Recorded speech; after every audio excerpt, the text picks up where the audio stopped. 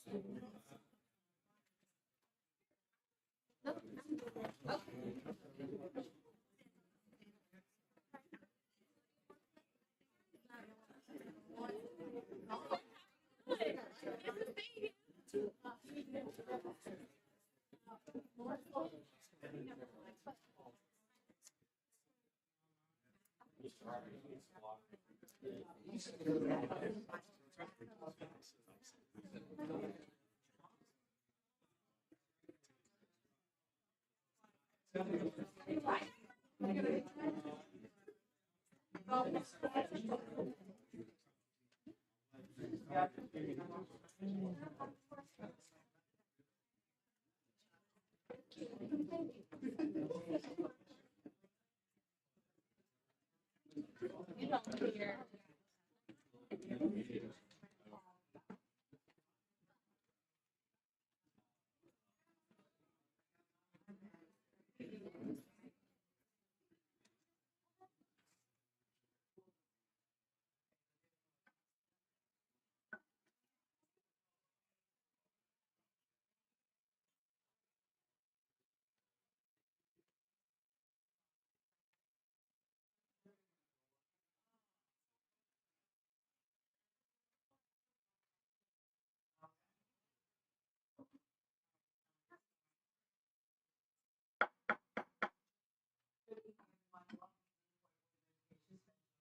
Today is Thursday, July 17th, and we are here to do a joint meeting with Covington Independent School Board, and we are very excited about this opportunity.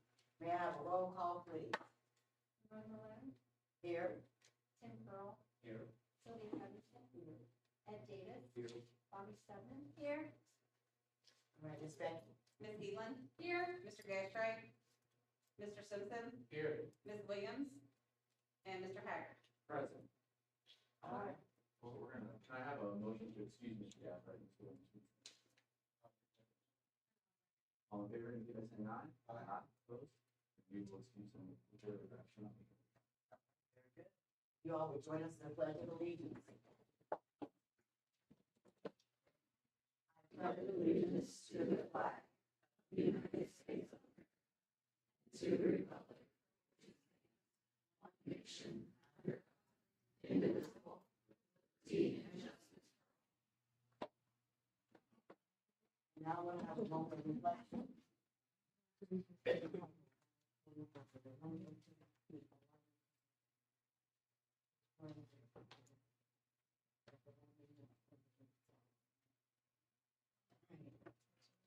Now, opening remarks.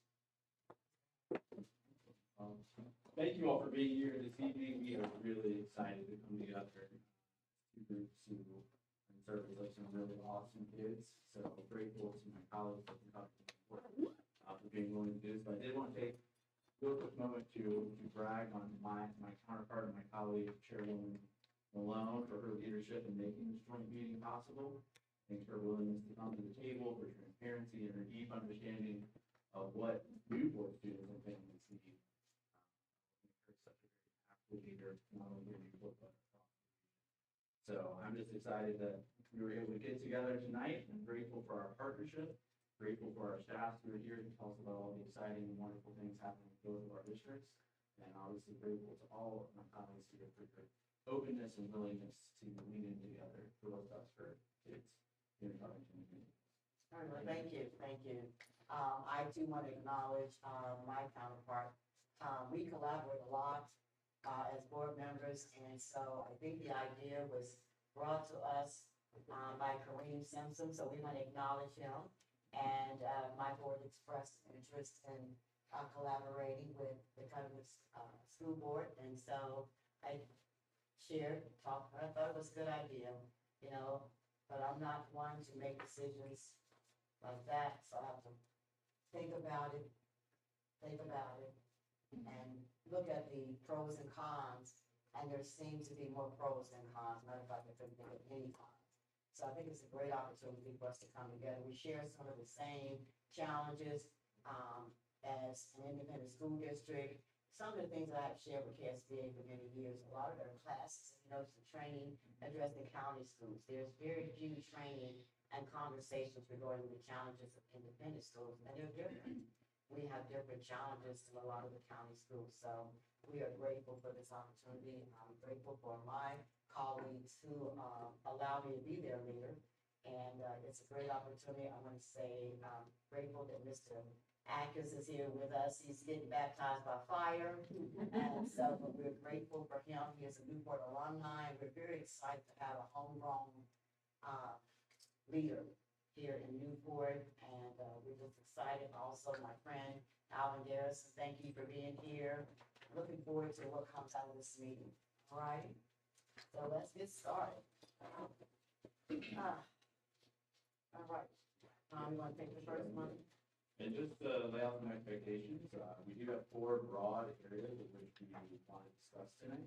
Those areas are exploring regional approaches to career and technical education, joint professional development opportunities, shared services and operational efficiencies, and family engagement strategies. Our goal here is for this meeting to be very informal, not your typical business board meeting. I know we've each invited staff who have content knowledge and content expertise each of these areas. I think maybe we'll bring some of those proper shares up a little bit and just let's have a conversation. I don't want you in the very back of the room if you're a topic that you're speaking about. So I know for us, for CTE, we have Mr. Hartman here, who's our assistant principal there. And let's come up here to the front, I think. And I don't know who you have here.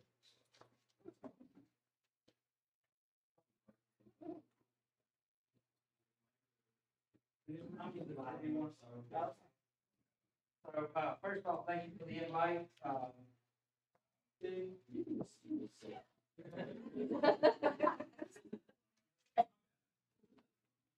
Order here. Yeah. So, first off, thank you for the invite. To lead off the session, always excited to talk about anything home, not home. Give just a little come around and just kind of that's outline of our program that we offer home cycle. Home cycle, we're very fortunate to basically be a high school, comprehensive high school that offers career opportunities.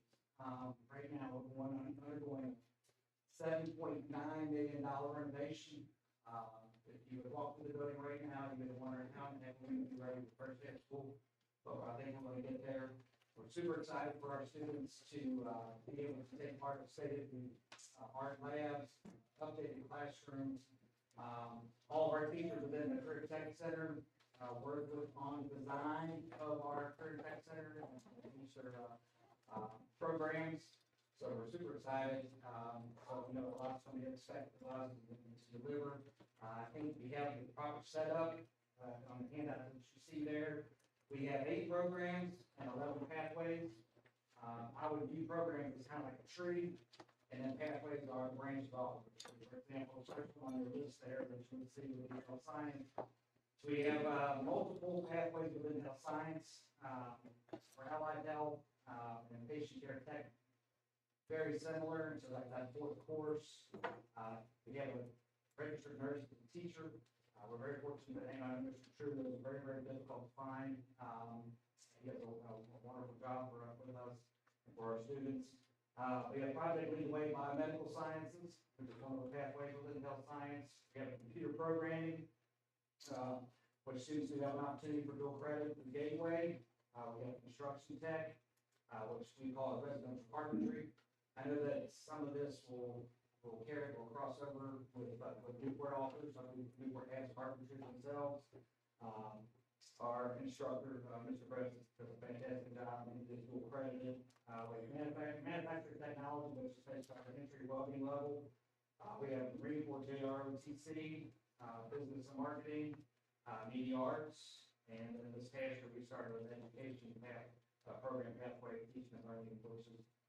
First two courses will be taught at homes, and then the expectation is the last two courses the students go to NKU. So we're very, very excited, in education, but this year with some of our collaborations, some of our partners, the CCR network, the Kentucky Workforce Innovation Board released its top 5 most in-demand programs.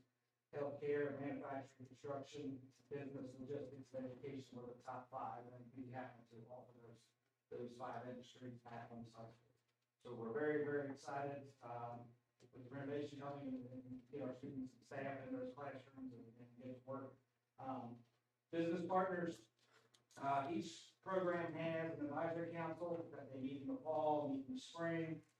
We lean on those advisory members and business partners to more or less approve and give their approval of the design that the teachers and architects work with for our career and tech center. So just for a handful of examples, one of our construction types of carpentry, Mr. Brett, it comes to us from industry where most of the career and tech teachers come from industry. So it's a different track than a traditional teacher, such as English or social studies. So it's a learning process. So he hit the ground running. His expertise is on the commercial side. So he came from HTC. He's established partnerships with HTC, Messer, Russ. This year, they worked with Steve and Apprenticeship at IBW. He's worked with the Spirit Construction Grant and actually worked with the state of Kentucky through the Office of Vocational. And they went out to the community service projects, built ramps for the handicapped throughout the area.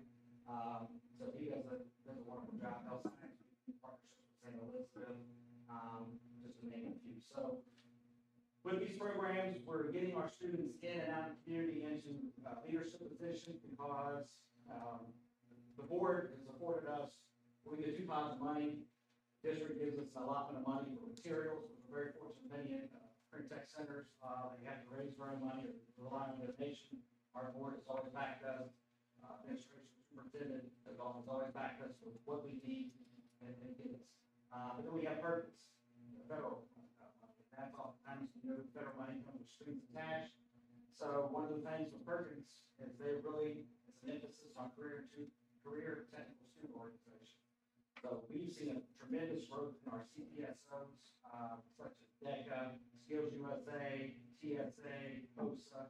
Our DECA students have been in Anaheim, Orlando, Charlotte. They've done leadership conferences throughout the state. They compete locally, regionally, and then state, and if they qualify, they go national. As for collaboration, I'm speaking to this in different language in some cases with career tech, because sometimes the career tech side doesn't always mesh with the core side and communication, and they understand what each side of the street's doing. But River Cities Network started probably about 10 years ago, Mr. Pearson. So that's led by Learning Grove and Kathy Burkhart, former superintendent of Erlander Elsmere. We meet monthly throughout the school year. They are a very valuable resource. Bellevue, Dayton, Ludlow, Holmes, Newport, and Boyd are part of this collaboration. So we try to find ways, and Kathy and her crew does a wonderful job of getting enough access to grant money to send students on field trips.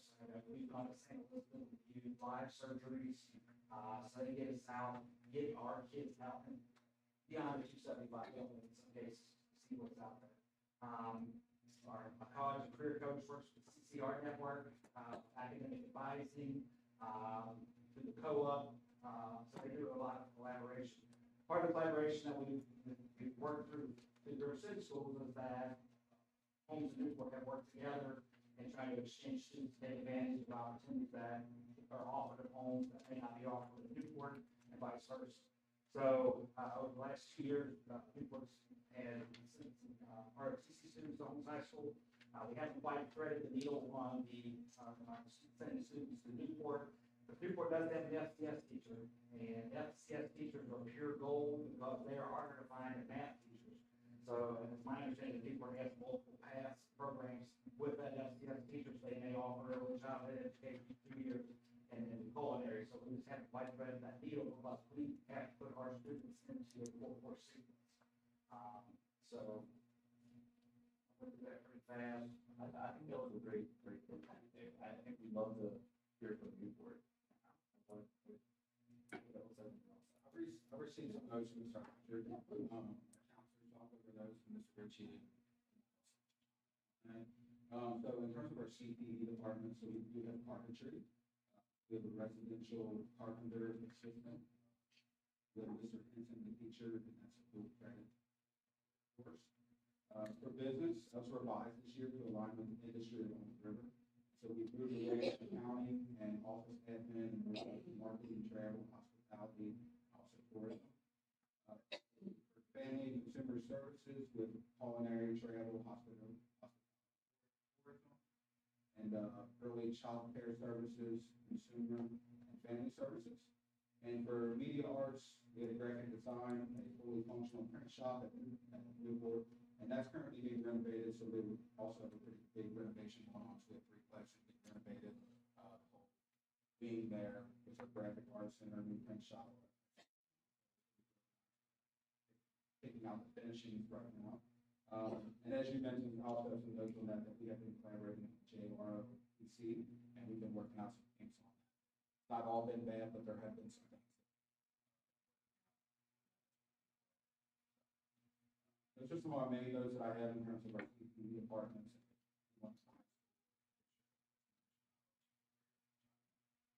I've been asked to chime in since Bert's only been on the job a couple of weeks now.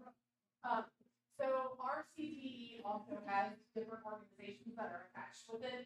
So Excuse me, you might introduce yourself. I am Julie Kate, and I am the family and court liaison within the district, but I also provide student services and support for our school counselors and our family resource centers, our school nurses, all of them. So as far as our SCCLA, it's a very popular pathway within our school. Our students who are in that, they just like Covington compete locally, regionally, state level, and we have had national competitions as well as FBLA. And then our students compete in Skills USA as part of their carpentry.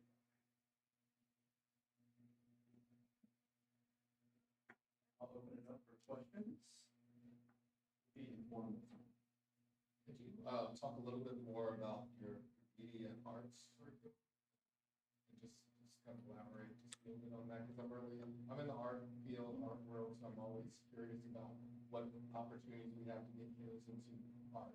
So we are very fortunate that we have someone that has been in education for a long time that teaches those classes. So she has one of those certifications that a school district just wants to find somebody to get all of them. Kind of like some of those science and math certifications that are out there. So as part of that particular program, off the top of my head, I can't think of what classes that they take. There's a photography part of it. Then there's actual little marketing, graphic. So they work with the business department as they're doing their marketing. They're also providing some of the graphic design and building on that to kind of have the whole picture of what it would be to basically be an advertising almost. And then they also have two-dimensional section, of course, that they take for that. And then they also have just some general introductory type course to understand what all is entailed in this pathway. And I can share that some of our students actually are in the community, taking pictures for some of the events. So you will see some of our students' photography displayed in the community. They actually work with our historic district and took pictures of all the homes on the East Road. And those pictures were published by Donna. Ms. Watson. Yes, I'm Donna Watts, Youth Service Center Coordinator. I don't want to, is that okay? I don't want to be on this camera. I've been out in the sun all day doing community service work and I look a hot mess. So thank you. They also offer newspaper and Yes. along with newspaper is the newsletter as well. And so they are, if you attend any community event, more than likely our students created and produced the flyers. So for like the Italian Fest, the Bacon and Bourbon Fest, all these festivals in Newport, our students have had a hand in the production and the creation of that. And if you go on the levee and look inside the levee, the artwork that's in the levee, most of that artwork that's in there is from our students as well. So that particular pathway of students, they also are students who come to other school events, whether it be at the high school or the primary school or the intermediate school, and they are the local photographers taking the pictures that get utilized on district media outlets. So I can speak a little bit to the graphic design because my daughter went through the program 5 years ago. And she was taught not only the print services and how to make t-shirts and banners and flyers, but then she was also taught like the Adobe software that she went through a whole training series to learn how to use that. And she enjoyed it thoroughly. But she got a lot of different experiences by going through that graphic arts program. They do have several things. It's one thing that the students in that program, all of our Newport t-shirts pretty much, the students in that pathway, they're the ones who create them, the design as well as printing them. Just piggyback on that, so our graphic design for this similar path, interactive design, Adobe's valuable certification. The one I was missing, I talked about is we have our own student-based enterprise. So our students through our business practice kind of run like I said, point of sale. I want to get my triple with the net over here. But more it's all fundraising. So Christmas time they do sales trees at the Christmas trees that the carpentry students they make. They do t-shirts, they design their own t-shirts. We have the old school screen print. We also have the graphic design machines. So that's very similar something. Are we, like, for all of our CP courses, I assume we have limits to the number of students. So are we usually pretty active students for all of those? And will that be the case even with the, with any active with the past? Right, so right now we have, I think it was the last check, or went through, over 850 kids, we have 570 children. So ideally, when we walk across our city, we want them to involve in it, and some sort of certificates, I can enjoy it. So. And we experience the same here at Newport because all of our students are required to be in a pathway.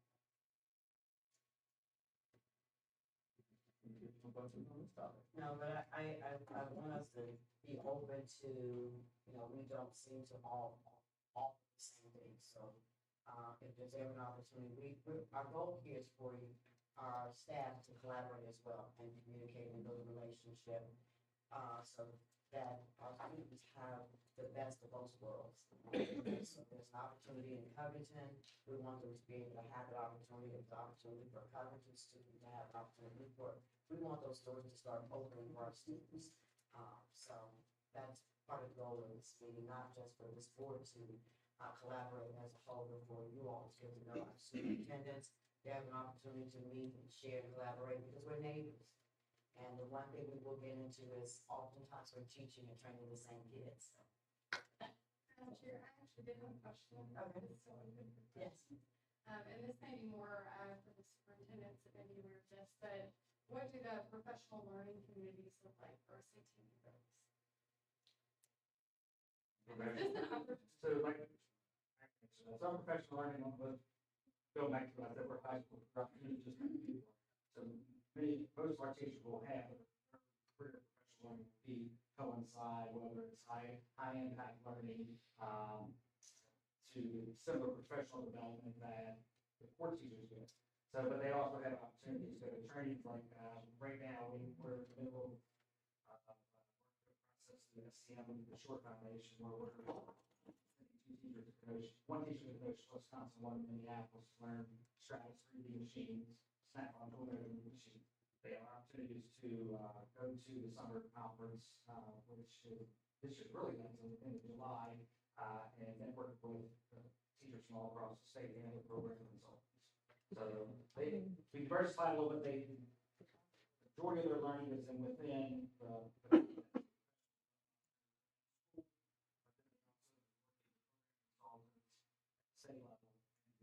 individualized professional learning. We're getting Linda Jackson coming in this summer. She's going to be doing some work with us with looking at unit planning and things like that. Are there any regional collaboratives for CTE professionals? So we've done some work through the co-op. They have meetings with networking areas and all shoot with Learning Road and can't work hard in the cities. So the collaborative amongst myself and leaders, admin leaders throughout from Ludlow, David Melton, so they come together. We talk about dual credit, we talk about career days, we talk about field trips, things like that. So just to clarify, the River City network that you referenced, that operates similar to? Yes. So the River Cities Network was formed for the River Cities, which were the independent school districts, to be able to collaborate with one another on various mechanisms and forefronts of different opportunities for our students in any of those, because sometimes independent school districts get lost in the big realm of the county. So through the River Cities Network, those districts that participate in the reps for those districts, they talk with one another about what opportunities are available, and is there a time within whatever that opportunity is for several districts to collaborate so more students get to participate in it. And it's the complete design of why that needs started. And that network meets monthly?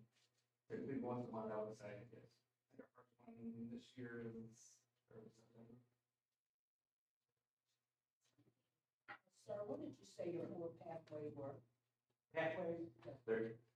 Because that might, because like you would say, if I said health science, that could be anything. So health science, like the treatment, then the branch would be allied health. There could be a track for phlebotomy, there could be a track for EMT, there could be a track for medical office.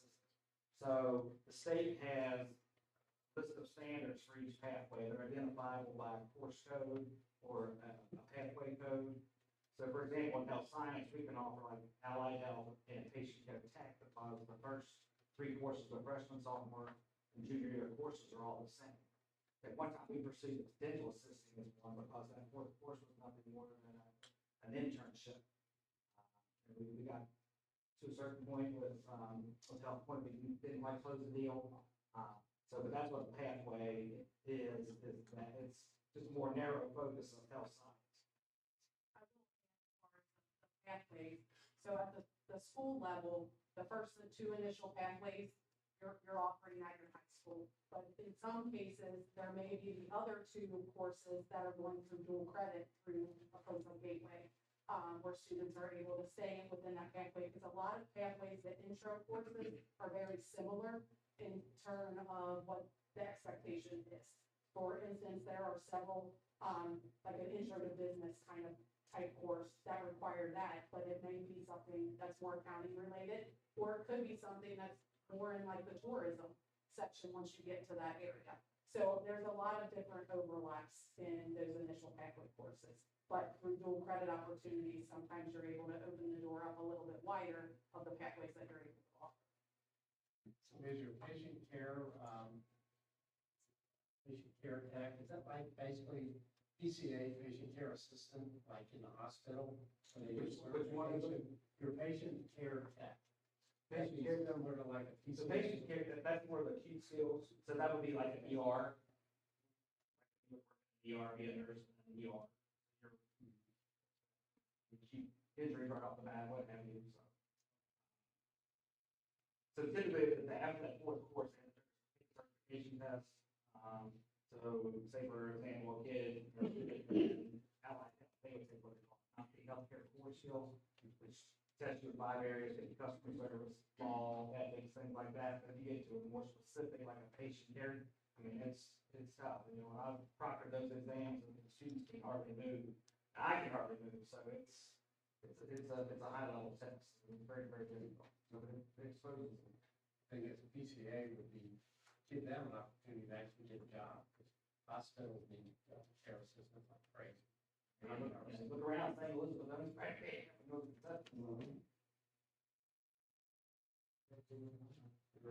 Thank you, Bill. All right, thank you. Good job. Okay, I think the next thing on our agenda is the joint professional development opportunities. And here we want to just, share what each district is doing when it comes to professional development. Here, my, Mr. Alter.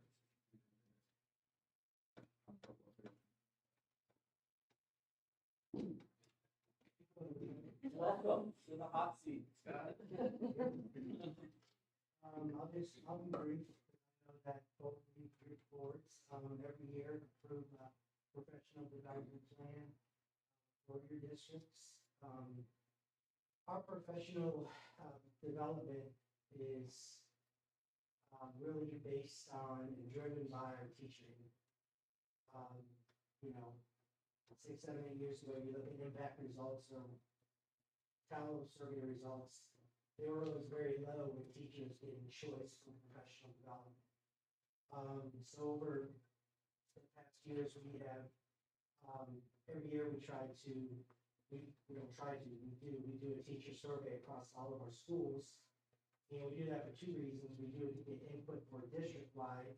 We also do it to get input school-based. School gets their input, we get district input, and each year, that drives our planning for not just based on, it's all driven by strategic planning, CDIP, those CSIPs.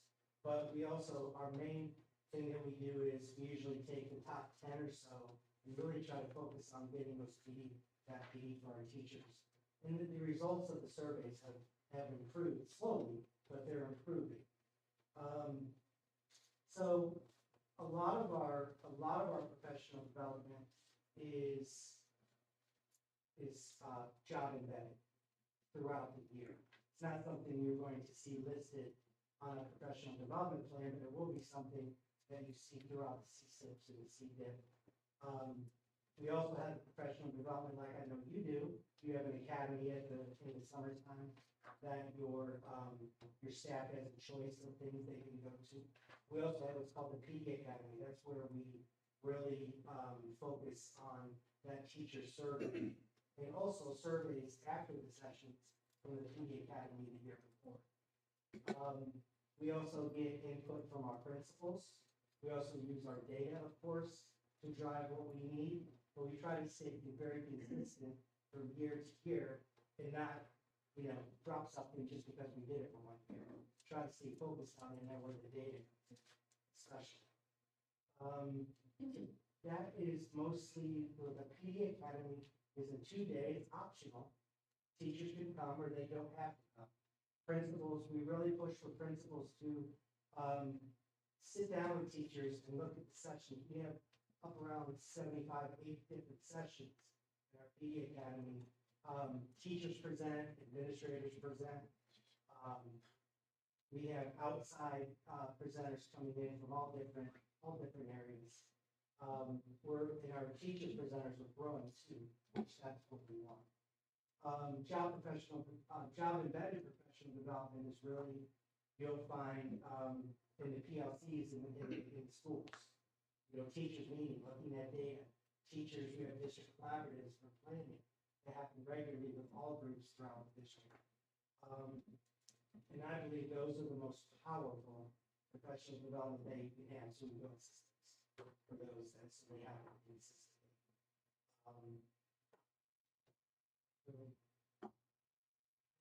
Thank you. Newport, some representative.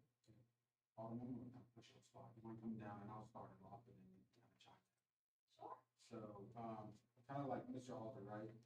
Yes. Kind of like you said, it's really driven by data, driven by our CSIP, looking at our academic and also our behavior data, really one of our students and our staff need. And so much of the teaching service done through our PLCs of looking at, just looking at all like plan, do, study, act, and just constantly evolving and sharing ideas and just growing. I wrote down a few of our main topics that we're focusing on this year. A lot of it is, it's constantly evolving and refining our MPSS academic systems, really RTI, which is academic and behavior. At the primary level, a lot of it's around the science of reading. So we adopted UFly, the University of Florida Literacy Institute. So we're in the second year of that, so we're kind of doing a refresher on that. On high quality instructional resources, so HQIR, so whatever instructional resources we're using, like constantly looking at those and getting better and better every year on those. And then any also assessments that we're using, like iReady and Hankswell, which is constantly refining that, making sure we're using those assessments. We also have staff work days that are built into our calendar, so we can also.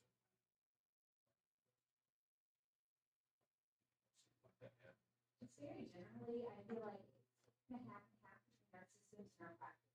So it feels like a lot of it is focused on teacher practices, what makes, or what helps students learn most. And then a lot of it is on our systems or our programs and making sure that we fully understand the material to be implemented. I feel like we had a academy last year and offered lots of choice, but we didn't have that input part. I feel like that would have gone a very long way for teachers to know that they had a big part in choosing what was being offered to them. We do also in our PLC do a lot of data-driven conversations as well, so that was You guys have some great keynote speakers that I saw.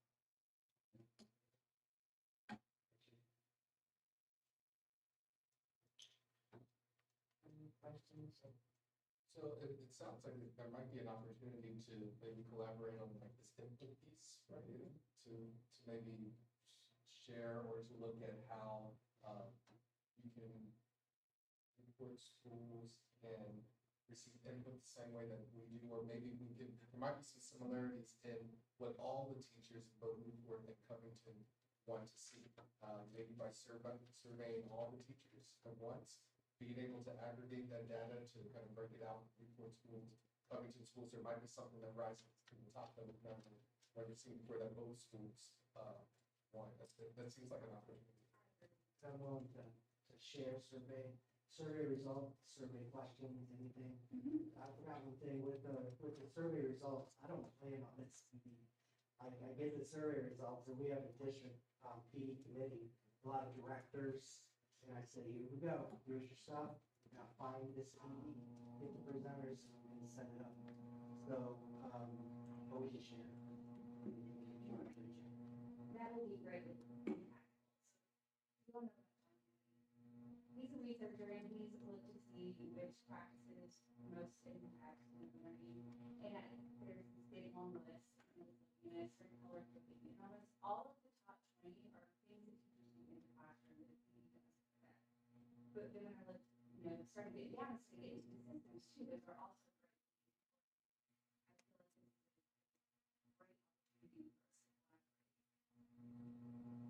is a great opportunity for us to collaborate. One question is related to differentiation. How are you all differentiating professional development at all for your early educators versus your veteran tenured teachers? Do you want to go first?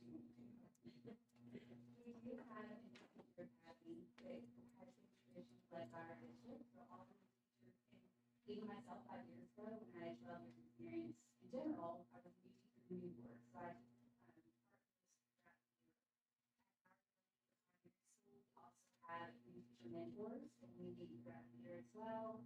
I'm not sure that falls directly into professional development, into their professional development. It does go into that professional development. And we do have some choice offered this year, which I guess we're going to encourage some teachers to take some, or maybe a newer teacher would go to this one where it's a more veteran teacher. About all of your teachers, your new in your building at the same time, is there ever an opportunity for just the new teachers in the building to connect or come in early to get oriented? I've heard of some of those practices. We actually had our leaders orientation coming up. We are very grateful to have very key teachers here. One is the veteran teacher, which is coming from a different building. So we do have the opportunity where they get acclimated to our building and with each other and just get to know the very simple practices on up to the very intricate ones of how do I clean documents, how do I get into this learning class. And then my last question regarding professional development would be around, like, how are you all building in fun for your professional development? How are we like? Building in fun for your teachers during those long, exhausting days. That is Yes, it is. last year. Matt and our assistant, Nikki, and our counselor Tracy, they included part of our going into the community in Newport and getting to know our historic sites as well as people of notable, I guess, people that are notable from Newport and then to come back shortly after. It just talk about the relations between those people and those sites to our kids now and that how important it is to have that belief. And it is important for us to go out into the community and get to know that everything can. And invite those And then the last thing I want to offer is the Bounce Coalition is offering free trainings on de-escalation, trauma-informed practices, racial healing and trauma, as well as a whole series of free until December. So the Bounce Coalition. The Bounce Coalition. To your question about differentiation, perfect world of evaluation you find professional lessons. Principals sitting down with teachers, going through their evaluation of what are their strengths, what are areas they need to improve upon, and that's a perfect world. I'm sure our principals don't have any out there, but the world's not perfect. So I don't know if they always get to that piece of it, but that's a perfect world. Teacher sits down in a post-conference with the principal, they talk about the strengths of the evaluation, they talk about areas of growth, and then they make suggestions on what teachers might want to improve upon and guide them through that post-conference. So that's a perfect world, but I know we have a person who just moved into the district office, but he was a principal previously, and I'm sure he'll attest that doesn't always work that way. It did when I was a principal. But that's differentiation when you have students. Curious if there is an opportunity to build some type of system to then capture that data at those evaluation time points and collect that until, you start looking at those See if end of the year there's patterns. surveys. Yes. And see if there's more than one person, it may develop into a group. Our teachers needing the same type of development, so. Versus maybe your end of the year survey where, I don't know who all's been a teacher in this room, but I have been one, and you're exhausted at the end of the year and thinking about summer, not about professional development. So it'd be interesting how those capture points might vary in professional development.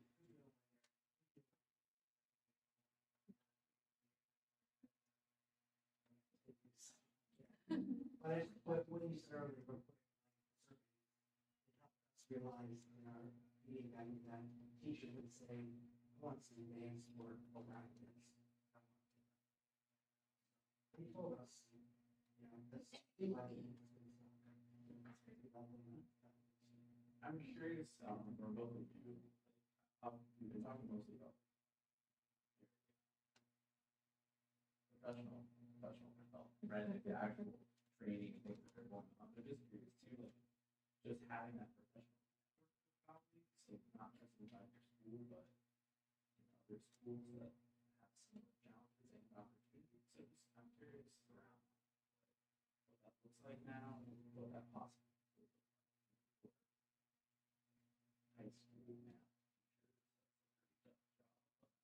It's their ways, just for folks to go there.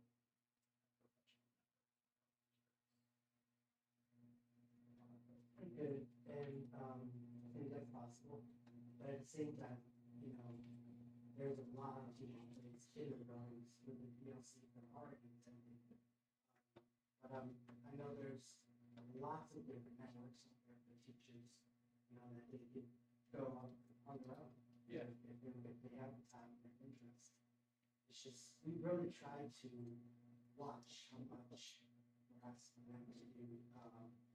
That's why we try to offer the PDA at the beginning of the year. If they choose, like I said, it's an option. Well, I come from a place where not but giving them more support.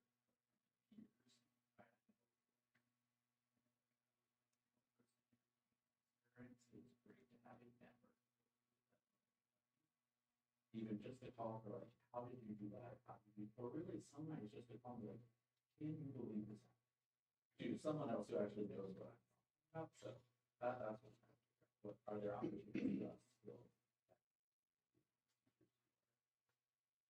teaching incentives?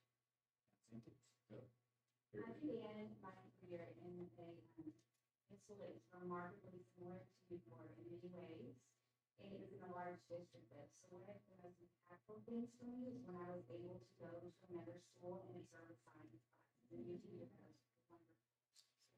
My previous district, it was not as much to go to new schools. I did do that a few times, but I was able to go observe different teachers. One of the most difficult things about working in a district with one building is you don't get to see that. You don't get to go and see what someone else is doing, but also to be inspired by that. If you want to do the same, you know, there's happening there, I can do it where I am. I think that it can only build our capacity as teachers. Collaboration piece where maybe we set up a lunch or set up a dinner during one of the times if they don't have, you know, much going on during one of their training days or something, to kind of facilitate that.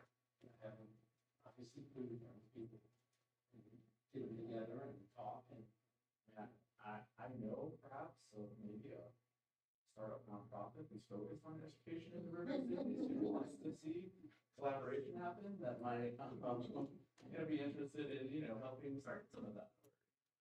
You got an opportunity for it. And I do know that in times past, Newport did a lot of mentoring teachers. I do know within the professional learning community, you all do mentor new teachers and model teachers. So I do know a lot of that goes on in our classrooms where you share and new teachers may spend time in a veteran teacher's classroom and observing. So I do know that that type of collaboration goes on in Newport and it's been part of our community, right? We do teacher observations. Teachers get to choose an area that they would like to grow in, and we get a suggestion as teachers to go watch. That does happen several times throughout the year, and that is impactful. Yes. And just last thing to add, I know obviously we focused a lot of teacher professional development, but I know we have a lot of great classified coaches in the districts. And sometimes they get overlooked more things about things like this, and especially compared to the also where they can come together and build support for each other. Ms. Haggard, I think one natural area, for at least the high school level, will be like your assistant principal group, working with assistant principals and Newport. Hey, what are you guys doing about cell phones? What are you guys doing about attendance issues? And if you need to go up the ranks a little bit to the administration level, I think that'd be beneficial to talk to a school system that where students look like our students. One relationship. I don't know if this is possible. Thinking about professional development across the board, we mentioned that there's not a lot of training in the district. What if, at least the two districts, or even maybe the River City, came together and asked KSBA to do a training that was specific towards the things that we encounter in our districts, our smaller independent districts. Have them come to us to do that training for school board members. That is possible. We've actually had them come to our district to do training here just for our board. So the board has invited the community to come and do training for us. So I know they're open to that. That's something that you call. We can only get an even bigger audience. Yeah. Mr. Mayor, to your point though, when you mentioned co-op provides opportunities for those groups to come together. What happens though, people get busy in their schools and they don't show up to meetings. But I know co-op offers an assistant principals group, and they offer a principals group. And so I do know they exist for leadership. It's just folks don't find the time to, they can't meet the buildings because the world. Not the evenings or Yeah, that's. summer. I would also add Jennifer Stewart, VPP in Newport. We also offer a monthly PLC for our school counselors, and then our family resource and youth service coordinators, along with 21st Century, they also have a monthly PLC. So we would absolutely be interested in maybe joining forces and maybe sharing some topics. I heard someone earlier mention cell phones and attendance, and those are things that we look at, obviously trauma-informed care, but also just looking at how do we increase, the direct services to students? How are we making sure that we're meeting those students' needs? But again, we do offer once a month PLCs for our school counselors. It's everyone in the district comes together, as well as our support services. So we would love to have Covington, absolutely, or to go to Covington. I was just gonna say, I just kind of have a general question. I don't know who it's directed to, but I'm just gonna put it in the room. There's a lot of conversation about what Covington's doing and what Newport's doing, and, Ramona, you made a good point that what we're doing are under the same umbrella, but they're different. Like what we're offering in Newport and what is offered in Covington are they vary. And so my question is the goal to unify and do something like the Ignite Institute in Kenton County? Is the goal to do a Wildcat or a River City professional development? So I guess we've done a lot of talking about what we have and what we do, but what is our goal as these neighboring these neighboring districts and Ludlow, Dayton, Bellevue? Because, there are professional developments in Northern Kentucky that are pretty county focused out in Boone County, in the other counties that exclude the river cities. And I've worked in 3 river cities and I've worked in county districts. And so is it something where we want to do our own thing? Is it something where we're looking to remind them, hey, we're here too? So I'm just wondering, what is our actionable goal here with this meeting? Where are we going? Well, on the agenda, closing remarks are next steps. Sorry. So we will, because this is the start of a conversation. You didn't have access Do we to have the all the agenda, so answers you would today? know. No. But will answers come from these conversations? Yes. So there is a goal and a purpose that the collaboration will start. Yeah. And we're looking to you all who are in daily operations to kind of guide that conversation and kind of direct what can be done, because we here, board members, we're not in the day-to-day. So, this conversation includes you because the collaboration starts here, but when it comes to figure out how it's gonna work, if it's gonna work, it comes from you all who is doing the work, the superintendents and the administrators. So we'll be looking for you to continue to be a part of this conversation so that we can, maybe start with 1 item or maybe 2. Okay, because we do have KRS. So we always have to look and see what can we do and if it needs to be done. So again, this is just the start of a conversation, and there is a goal that one day, and if the goal is having our principals and our DPPs, have a conversation, connect more, then we start there. And so, yes, there is a goal and a purpose. And I just was wondering, Yes. because I think a great starting point, and this is just me personally, I think what Covington, I've experienced the Covington PD experience as a teacher, and it was really great when you did get a say in it, and it's great, and I think that it would be a wonderful thing for Newport to partner with. And so, personally, I think the professional development portion would be a really good starting point to marry the neighboring or the 5 neighboring districts together. So personally, that's my closing remarks on it. But as a kind of always kind of going through, when we come to things like this where there needs to be actionable items, I still remember my Army days where you need to come and you need to be writing notes. And so all of these great ideas, I think are great, but unless that we're capturing this and then leading with actual items, I don't think that there's no reason for us to move. So, my old sergeant told me to always take notes while we're, so just look at it, just take the notes. Get out there. Chairs are taking off. I just to kind of add on that, that is a great classroom, but also to keep our autonomy about what our system that we're doing is working. It, I think is a very good starting point. Yeah, we have different improvement plans, we have different plans in each of our schools. Some things we won't do, of course, but bigger scale things like math, things like that. It's like we have our top meetings, schools that we do.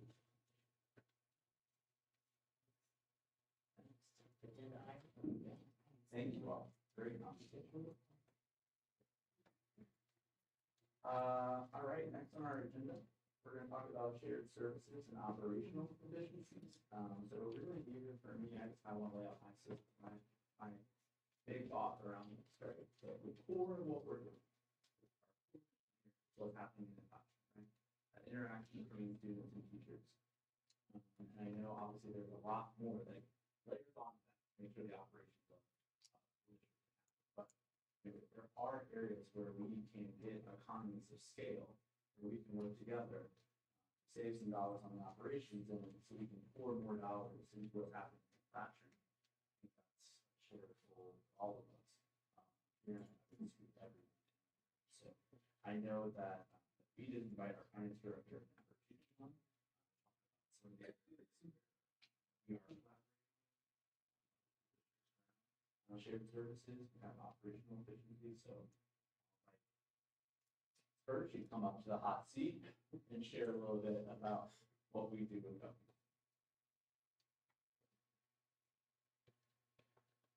I know we collaborate with Ludlow because they do not have transportation, so we help them service the vehicles because by law we have to do maintenance on them.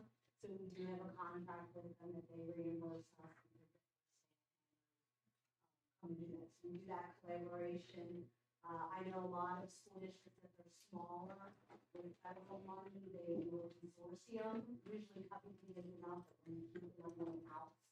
So that works through KDE. A lot of times it's consortium, there's federal grants and things like that. So those are the two things that I think of.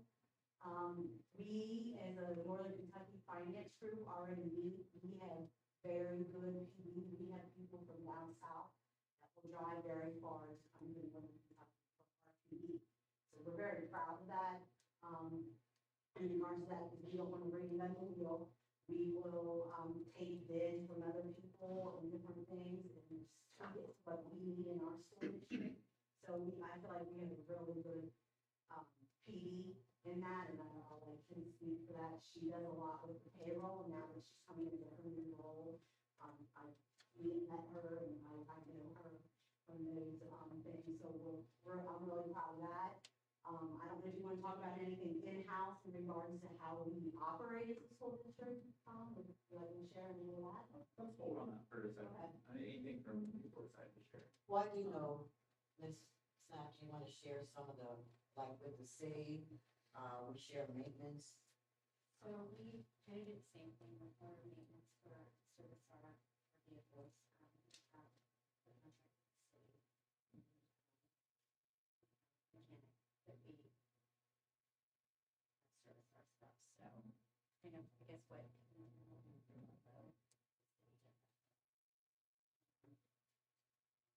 Then. Tax collection. Well, yeah. Yeah. So we, yeah. And then, our SRO officer, of course, and we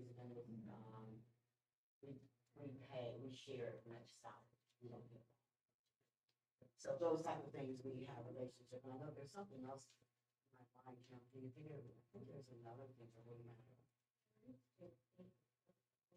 Okay. Right, right, and we also, was it Southgate, we also have, we used to live in Southgate. Yeah. Well, I think that some of this kind of go with please. So Newport also collaborates through our federal funding. Yes. Thank you. So for example, there are particular private schools that we will, we pool our money together while it remains separate. For example, I take the lead with one private school, Covington takes the lead with another private school. We have another district that takes the lead with another private school. So what we do is we meet, we have the opportunity to meet once a month together, and we're able to put what our concerns are, what questions are, to take a look at federal regulation and any trends that are coming out. And it's usually during those times that we'll be able to sit down and say, hey, you know, I'm working with this private school. This is what I'm experiencing. This is the rate of gain that students are showing. How is that comparable to what you're seeing? So usually, more so with the River City schools, we'll each take and just kind of serve as that point of contact to make sure that we're meeting their needs. I think one of the things that's driving this for me is surprise. I love being all about our finances. And obviously, you know, we're very blessed with a great finance director, but I'm always looking, especially now that school report card data is out with the finance part of the school report card. So I'm always looking at things like support, plan maintenance, and other kind of operational kind of things, and continuously those kind of figures per student coming higher than the state average, higher than the Northern Kentucky average, higher than even the counties that were in their average, because there's bigger economies of scale there, right? But what the impact that causes is, you know, our average teacher pay is much lower. So, you know, we have to spend all these things on really operational inefficiencies, and we're not able to pour the precious few dollars that we have into where they can make an impact. So we continue to lag on average teacher salary with the region, even with our River City, you know, counterparts. So this is really somewhere where it's, you know, this is dreaming and getting out there and trying to figure out, like, what are those things? You know, let's figure out what are other case studies around the country where smaller districts have been able to come together, keep our economy, keep our history, keep our community vitality, but just come together to figure out some of those things that aren't necessarily, you know, there's no Covington way to do payroll. There's no Newport way to do, you know, just other operational things. So I'm just curious what those things are, and I would for just to think about that. So we can see, you know, next year's, you know, finance data comes out on school report cards. We can see maybe, you know, Newport coming in, we're getting a little bit more in line with what the averages are, but other school districts are. One thing I'm going to find is that looking at the average, you know, the fact when each district has different things that contribute to that average. You know, for us, it was our bond payments. You know, we have a lot of projects that needed to happen, a lot of buildings, boilers, things that needed to be fixed. We didn't have an option. And the only way the district do that was to bond. And so when you have, you know, a lot of bond payments, you know, those payments go into your average student cost. You know, and we have a very high special ed population. So a lot of that money, you know, goes into your average student cost. So some of the challenges Covington and Newport has, other districts do not have because of our population. So I think that's one of the things that we, you know, in the river cities deal with that a lot of surrounding districts do not. So that is a challenge for us. We can always keep looking at it and see. But one of the things we've constantly done in Newport is our test, as Julie said, you know, she started off, she is a truancy officer, but she named 3 or 4 other things after that. So, you know, in order to, be more efficient in our finances and our budget, you know, as people left the district years ago, those positions were not filled, you know, and those duties were spread out among the district. But also being mindful that you don't want to overload people, you don't want to, you know, overwork people. I think we just have to be mindful that as time goes on, you know, if there's any opportunities to change how we do business, you know, but, you know, it is what it is. You know, and I think we just have to be mindful of always looking for ways to, like you said, to put the money where it's needed most, and that's with the teachers who are in the front line.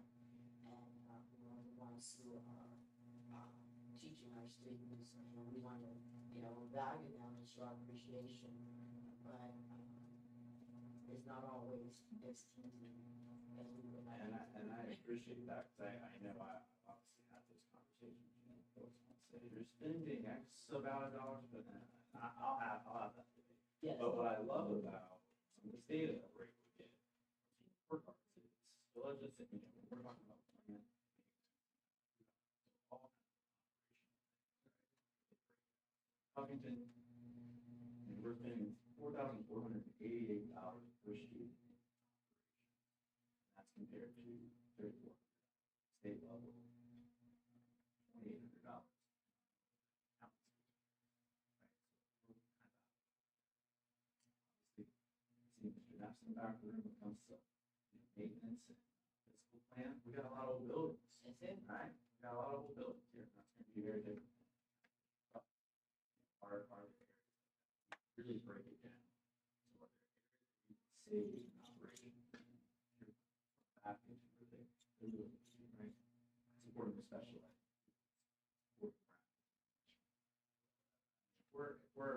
I want to be above the state average. Instructional support per student, right? That's where I want to be above.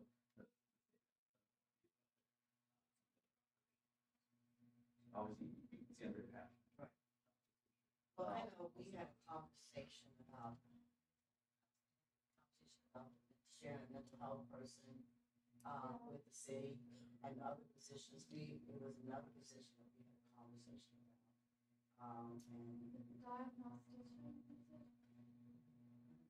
But you know, we're always collaborating with what other positions, needs of the city and the needs of the school district and whether they meet. And so, and how we can share in those type of things. So I think that maybe our greatest opportunity is looking at the things of the needs of the city that we have in common and maybe sharing those expenses. Or if not, you know, they may have the body and we have the money. And they may have the money and we have the body. So more of those conversations I think need to happen because, and I'm always reaching out to our Newport Business Associations, collaborating, we are encouraging our superintendents to always be a part of that. But I think the collaboration outside of the school is also an opportunity. Are there any state laws that prohibit cooperation?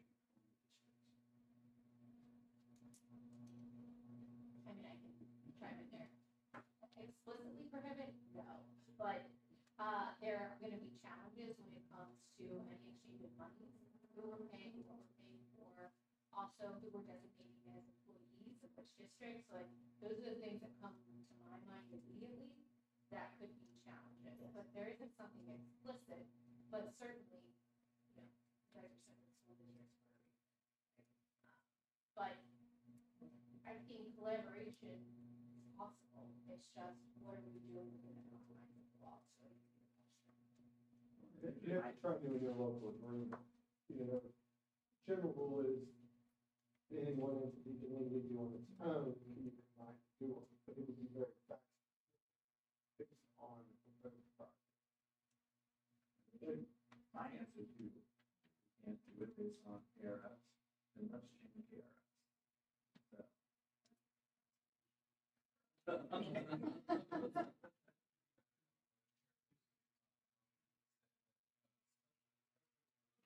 Shared services, that these services, facility doesn't necessarily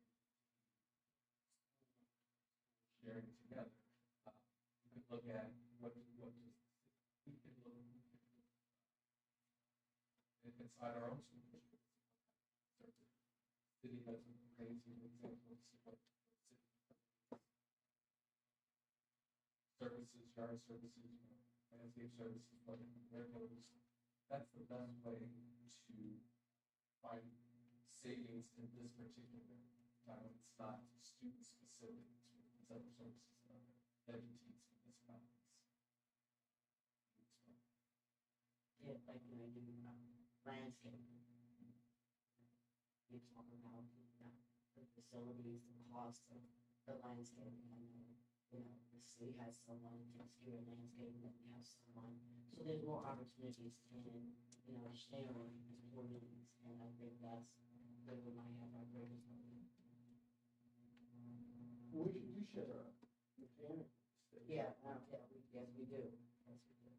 And somehow, with the SRO, we pay a certain part, and they pay a certain part. I think, and I'm not really sure how that works, but I know that's shared. And I think we got a discount with the IRB.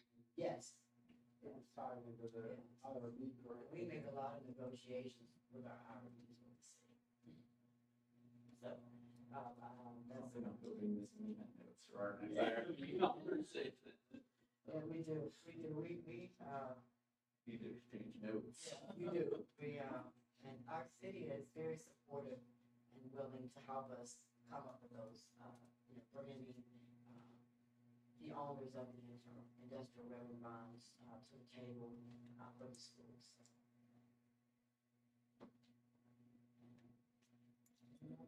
Shared services.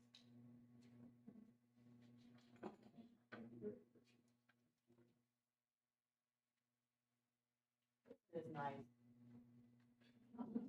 I'm enjoying it.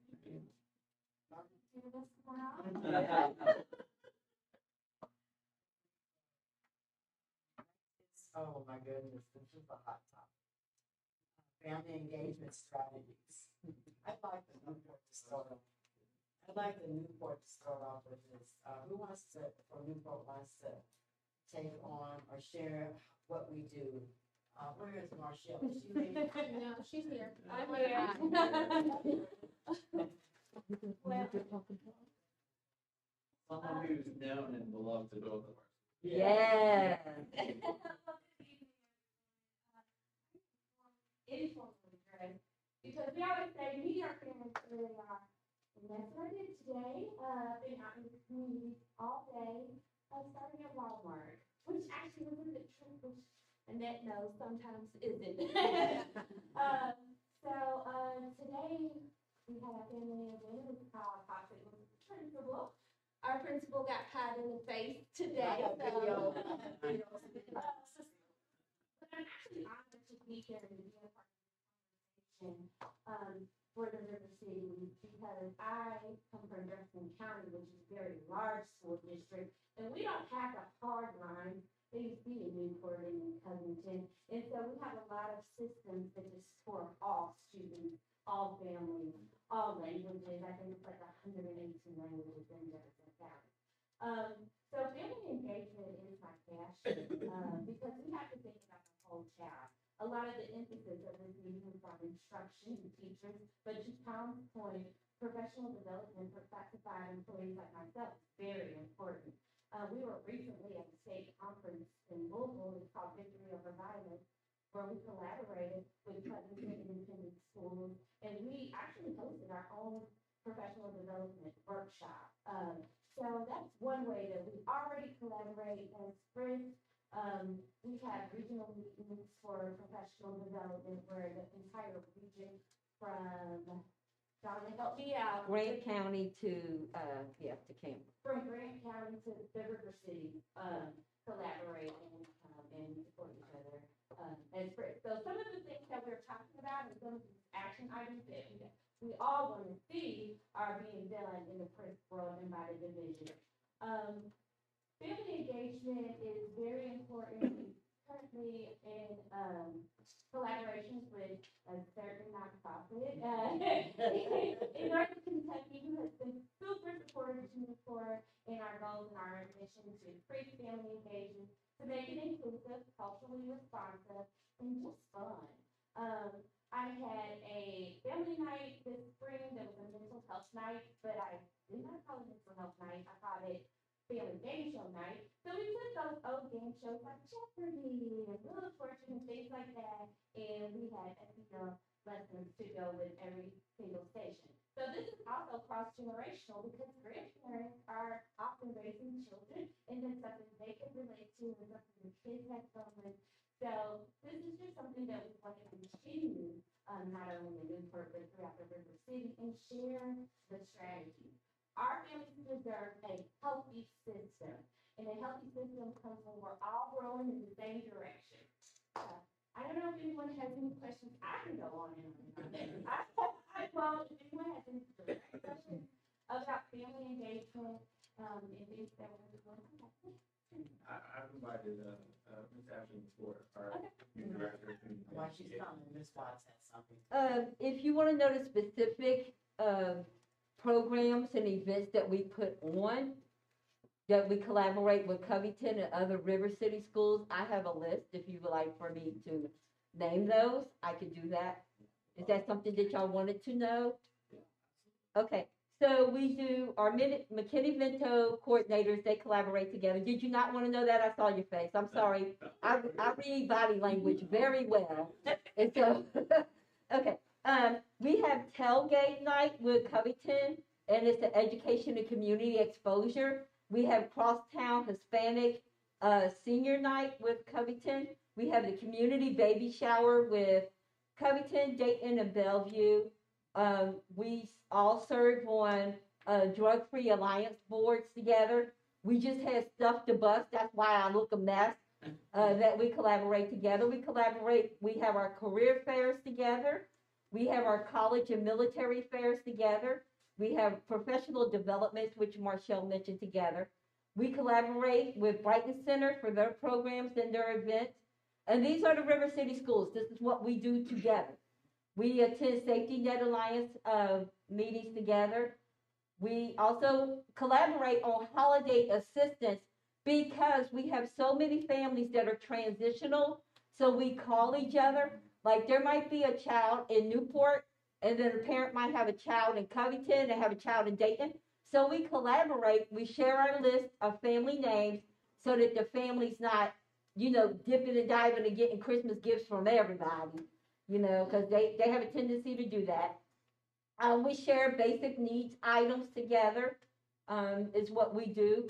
We have a substance abuse awareness events together.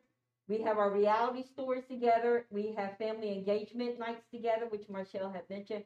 We attend each other's library. The libraries have these different events of professional development events that we share together. And then we attend, like it might say Newport Night Out, but the people from Covington come, the people from Dayton come, or it might say Covington National Night Out, and we share cross families together. So those are just a few things that we do together. I would also like to add that we've kind of, over the past year and a half, we've restructured how we do family engagement. As Marshall said, she didn't call it a mental health night. We're trying to end up marketing things to entice our families to want to participate. So we try to put a fun spin into it. Another event that we had last year within our district, we did an amazing race. And so in turn, it encouraged families to come, but it had that education piece. And we also put an SEL piece into it as they are going through with their different clues and things like that. We've tried to do various events to encourage families to even do like game night at home together. Or last year, as part of the fall festival at the intermediate school, they built a scarecrow as a family. So trying just to encourage that family engagement beyond even just the school, but also within home.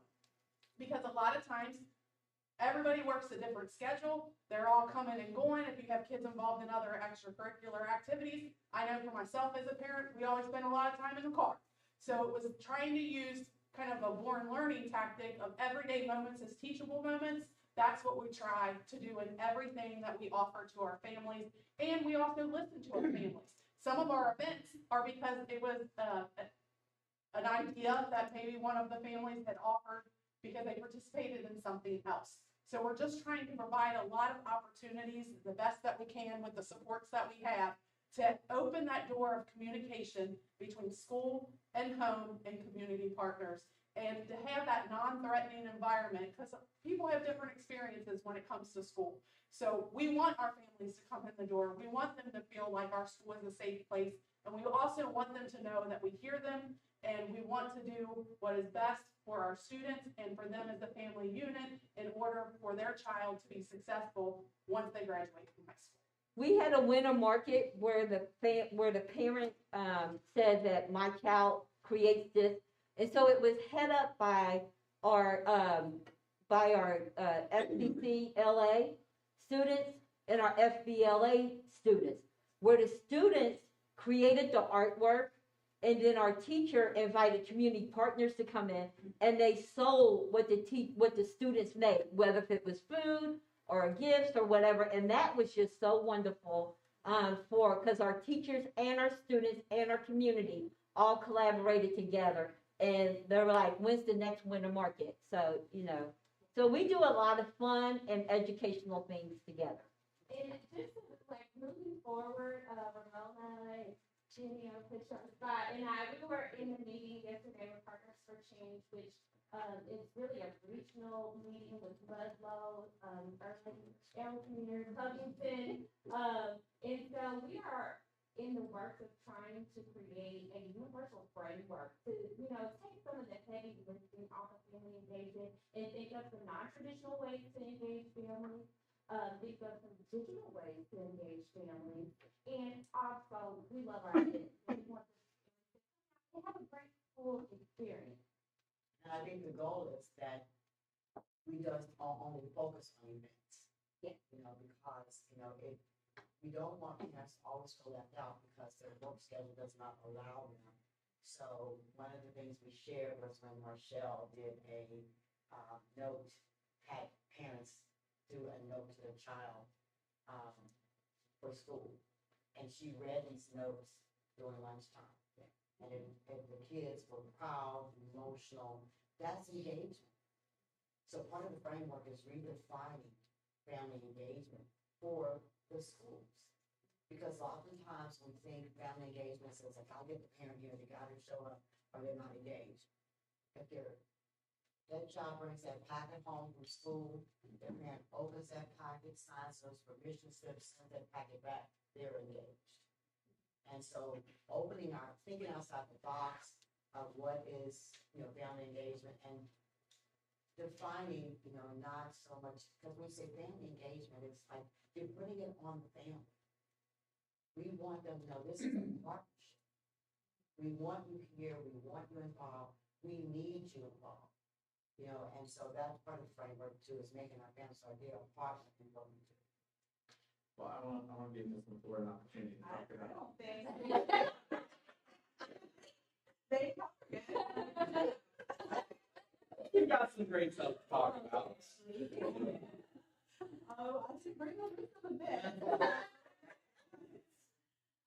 So we in Covington have 6 different categories for engagement: informative, collaborative, instructive, interactive, observation, and empowerment. So every event, the attendance is tracked, and whomever is in charge of that event gives us a little synopsis and then chooses a category, and sometimes it overlaps. You might have a couple different categories. We've been tracking family engagement attendance since about 2011 in Covington. This past year, we were at 75% based on attendance. We're doing that by student, correct? By student, correct. And we have a lot of diverse offerings. It's all about fun, coupling that also with academic needs. We have surveys for students and families, community partners, to get their interests. It's all about collaboration. None of this will work without collaborative efforts between different staff, the FRC coordinators, the CLC coordinators, our building admin. Everyone has to work together in order for events to work. Parent and student feedback is very important. Students will walk with their feet, especially at middle and high school level, and that's where you see the engagement drop Yes. as our students get older. Families will come out in drones, at the elementary level, but as the students get older, to engage those families. So working on creative ways to really bring in those families as the students, get older. I just want to share something, being a former Covington employee. I do like the system of tracking the engagement. I remember I used to get an email from Natalie, and she's like, these people didn't come. And that was my whole mission, to get those folks to come. So I think that's another way that we could kind of share and collaborate, because it is a really great system to have.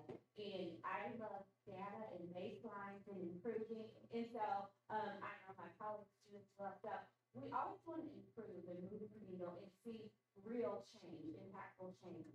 And, that Covington has a great system of really monitoring and engaging families, but also you as a professional in your calls, and it helps your kids, especially in marketing. Can you talk a little bit, just real quick, sorry, just the importance of differentiating the events? So like, we're not just doing all one type. Yes, absolutely. You have to have a multitude of different events. Some focus maybe on academic primarily, but again, tie in the fun aspects. Social emotional learning, we do everything from a STEAM night, very hands-on. The more hands-on activities you can have, so I'm really engaged, not only the students, but the families in general, the better. And then we have math nights, but I wouldn't call it math night. Again, you have to really toy with the marketing of those events to draw in the families. We have also this past year, we piloted a parent cafe with our Yale families at 6th District that went over extremely well. It was 100% in Spanish. And the family, we received wonderful feedback from the families involved with that, and they asked for it to continue this coming year. What were the 6 categories that you said? Informative. Okay. Might need to share materials. Yeah.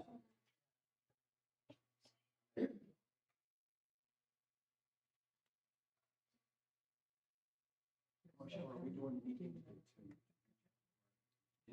specific for each other? Yeah, so I'm currently collaborating and working with Esperanza, who is a nonprofit in Covington, who's wants to expand their partnership with Newport. I've met with Evie there. She wants to collaborate with Donna Watts to supply support. She has a grant for mental health for high school students. She's going to come to some of my lessons learned that I have with my students at the intermediate school, which is grade 3 to 6. And, just be a part of those conversations so those girls can see someone that looks like them, who's running things, and, just to be encouraging for them. So we're definitely doing things. I'm collecting data right now at our open house to see what type of needs. I don't just want to do things that I think they want, but I really want their voices to be heard. And then our program will be led by the voices of the parents and the caregivers. And I know that you guys have more schools than we have. We have, John G, we have the district schools. But are you able to collaborate and reach out to all these schools when you have your, events for these parents and children? Or does each school hold individual events? In Covington, it varies. Mostly it's school-based. But there might be times where, especially families that have students at multiple schools, high school, middle school, or Biggs and one of the elementary schools, they're coming to several different events.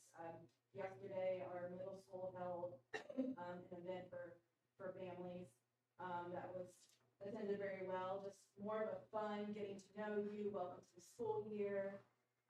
So it varies across, but mostly school. Do you track it? Yeah, we track we track the number of events, the type of events, the attendance of the events, yes.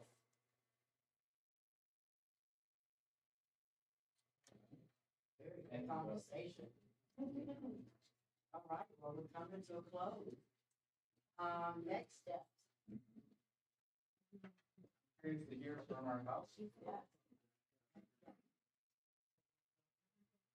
Sure, so I think this right here is just awesome, like everybody coming together and sharing ideas and sharing information and being willing to work with one another, that's just awesome. And I think that we should maybe quarterly instead of doing a meeting like this, so that we can stay abreast of what's going on, so that we can, you know, continue collaborative efforts, see what's working, what's not working. So that's my first thought. The second thought is, I really like the idea of sharing TV. Maybe not necessarily all of TV, but for like the KSBA training for us, and then the trainings that are going on with the counselors and the frisbees, and then training that's going on,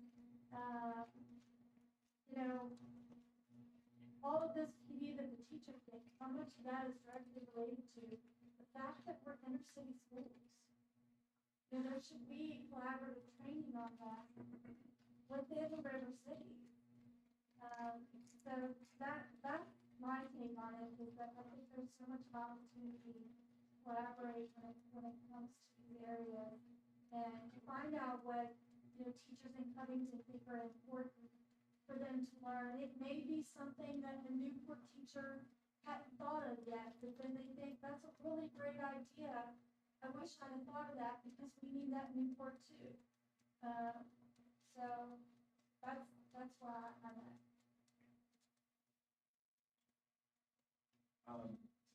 I'll be brief, but I just want to say that it's going to take all of us to get through this education, get through all of us to do this for our kids. Because right now, the education system is under attack, left and right from every place in the world.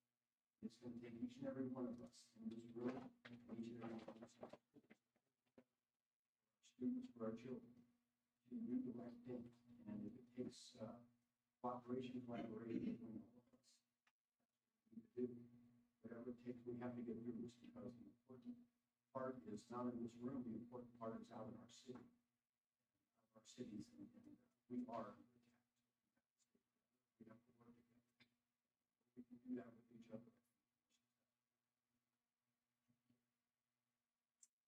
Well, I think for me, there's a lot to celebrate. I don't know about you all, but when our Covington people were coming forward, I had this urge to clap. I was like, that's our Covington folks doing great work, and they are doing incredible work.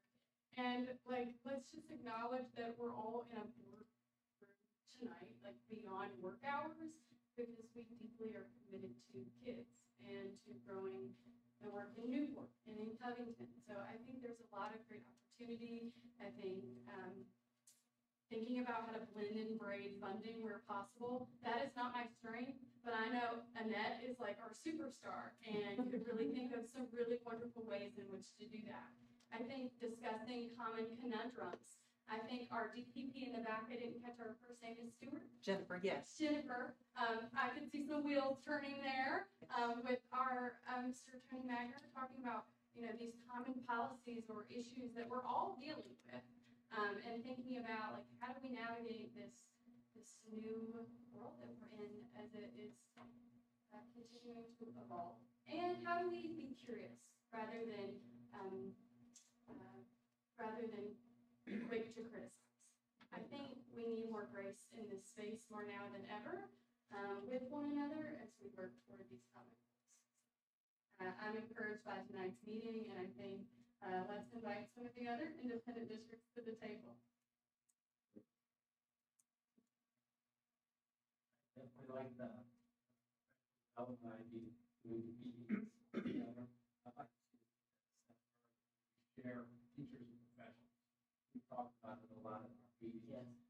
Maybe we have a math teacher, we have a science teacher, we don't have, and you don't have. Maybe we could work that out. we share with those teachers and districts so that they're getting the education, because I know science is one of the areas that we've been looking at. We can work together with that, and even professionals. Some of the mental health professionals. And I like to see that step forward as one of the things that we would like to focus on along with the PD. First, I'd like to thank everybody who showed up tonight, gave up whatever you have in your schedule. I know there's much going on in the world, budget cuts and everything going on, but as we come together tonight, we come prepared and armed to do the best for our district, our children, and our community. And that's what it's gonna take. It takes wisdom, it takes hard work, and it does take money also. So even though we may have those bouts about not being able to do this, not being able to do that, as the slogan say for Kentucky, together we're strong. We can do this as a district for our children, for the kids of our future. We all been a kid once. We all been there, done that. We all went from one school district to the other. Yes. Let's continue this. Let's stay hopeful. Let's stay fired up, and let's share what we have to make this a better education system for Northern Kentucky School District. I think this is a great start. Like, you know, Newport seems home to me, even though I grew up in Covington. My family grew up in Newport, and so I've never really seen the distinction, difference between the two. And I think a lot of our families are the same way.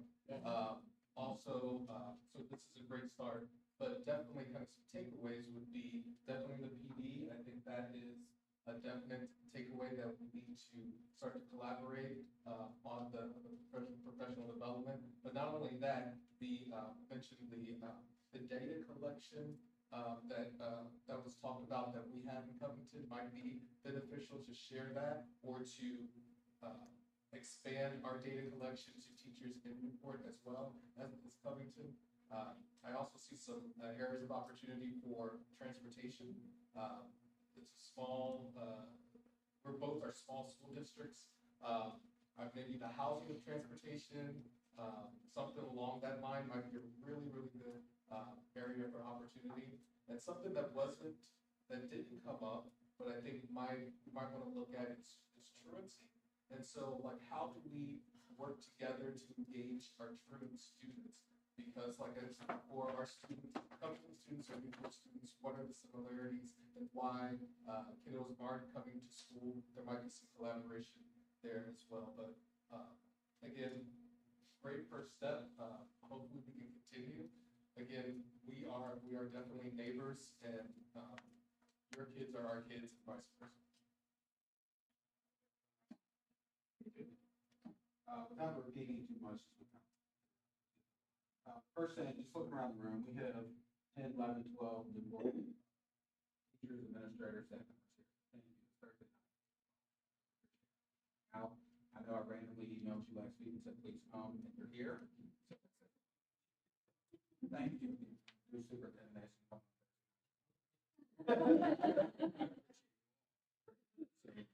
Without repeating the other things, the parent engagement piece really interested me in terms of the 6 different categories, making sure that we're addressing the different pieces of that. Just coming from the primary school, we focus really heavily on reading and math, and just on our parent nights, reading and math. And obviously we did a lot of fun things and spun that, but just making sure we are hitting that SDL and STEAM, just all the different areas, and just tracking that and just being intentional, thinking of those categories. So that's the piece that hit me without repeating something. I too would like to thank our team for being here. I also want to thank Newport for having us this evening. It's been very interesting, and I like the thoughts of collaboration. So I'll just leave it at that we're here to collaborate. It's for about all kids. Doesn't matter if the Lake and River's there. Covington kids and Newport kids are our kids. So whatever we can do to support and to collaborate, we'll give it a try. So, but again, I can't thank you all enough for being here. Thank you. Maybe that's where we're in their house. Yeah, I'm so grateful for the staff. Communities who are here. I'm really grateful to my colleagues for giving up with everything. I know we have a lot of evening events as board members, and this is another one that we have to do. So I'm grateful to be here tonight. I think for me, I'd like to propose, I know that I'm going to have some more reflections, right? If I drive home and then tomorrow, I'm going to do some more stuff.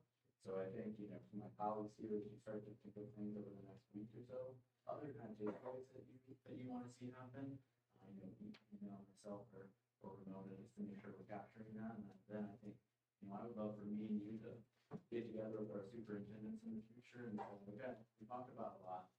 Like, what's really possible? And start to figure out where we can start something and start to move. I think this is definitely the first of many meetings here. This has really been a great evening, for Newport and Covington. I don't know if this has ever been done before, but I think it's, things are changing. So if you always do what you've always done, you're gonna always get what you always got. And we're in a climate where we need to do things different. If we want different outcomes, different results, we've got to do things differently, and this is doing it different. Supporting each other, collaborating together, sharing ideas, this is how you make a difference.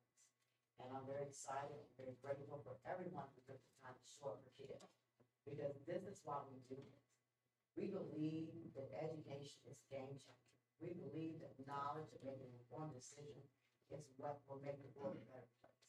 Our prison systems are full of people who made decisions because they did not have a good educational experience. You'd be surprised if you look at the data at how many people are in prison that did not get high school diploma or did not have a good educational experience.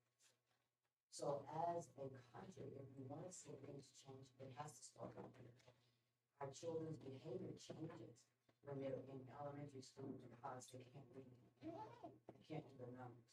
And I don't want my peers to know that I cannot read and I cannot add.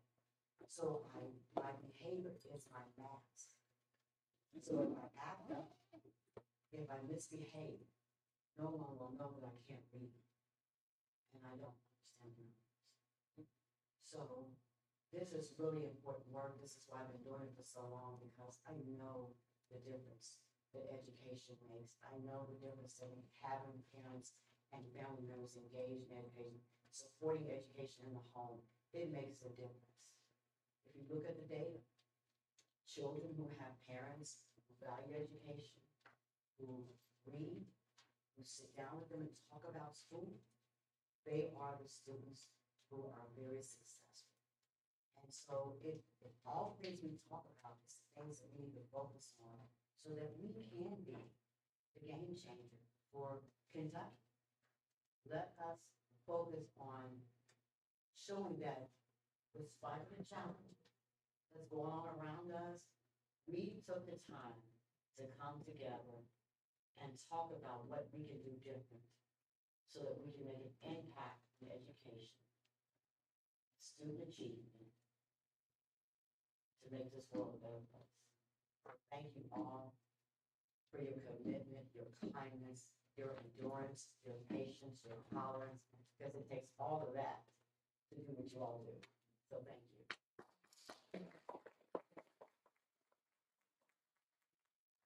All right. You did? Excited.